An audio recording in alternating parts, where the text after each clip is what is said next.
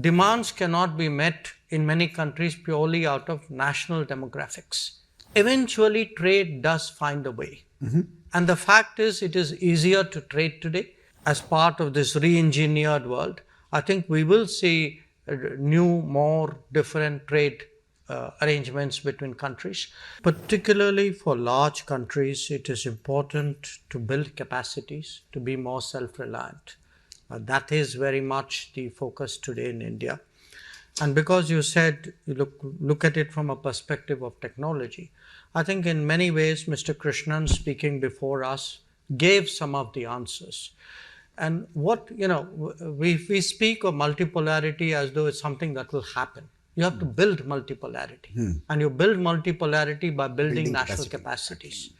And when you build national capacities and have national experiences, some of it is transposable to other people who may relate to it. So, for example, if you take DPI, digital public infrastructure, there are many other societies who find the Indian model of DPI, frankly, far more absorbable and relevant and transposable than a European model or a American model of how to run a more digital life. Now, it can be big things, it can be little things. What we have seen, because you spoke again earlier about South-South cooperation, many things we've done in India. If you have something like a drinking water mission, or you have taking electricity to every home, each one of these efforts actually has scaled up capacities in India, has created businesses and companies and people in India who can take those capabilities abroad and today actually drive South-South cooperation.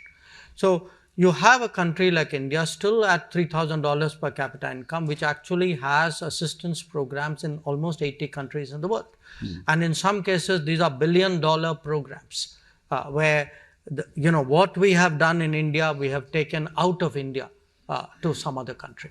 So to me, technology, self-reliance, multipolarity, South-South cooperation, they're part of one basket, and that is part of the response to what is happening, the point number one.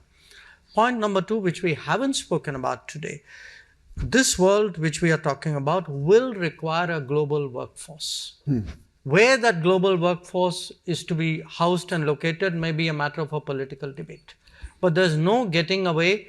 If you look at demand and you look at demographics, demands cannot be met in many countries purely out of national demographics. This is a reality. You cannot run away from this reality. So how do we create a more acceptable, contemporary, efficient model of a global workforce which is then located in a distributed global workplace? I think this is a very big question today which the international economy has to address. The third point, and I would like to pick up on your optimism here, if you actually look at it, for all the imponderables, the uncertainties, eventually trade does find a way. And the fact is, it is easier to trade today. It is easier for physical reasons. There are better roads, better shipping, etc. It's easier for digital reasons. There are much smoother trade interfaces than there have ever been in human existence. So for all the obstacles and complications that may arise, I also think they will be countered in some ways or mitigated in some ways by what will happen, I think, in the trade domain. And finally, I agree with him. I think we will see, as part of this re-engineered world, I think we will see new, more different trade arrangements between countries, which will make decisions which they may not have made in other circumstances, countries which today will feel the desire, sometimes even the compulsion, to have new partners and new regions will look very much more. And certainly I can tell you where India is concerned, in many other regions, and that's one of the points we were discussing today, Latin America, Caribbean, where we actually do roughly about, I think, about $45 billion of trade every year. But I can see with much greater effort, even what may be considered very distant regions today becoming much more relevant. So we are going to, technology-wise, trade-wise, connectivity-wise, workplace-wise, end up in a very different world in a very short time.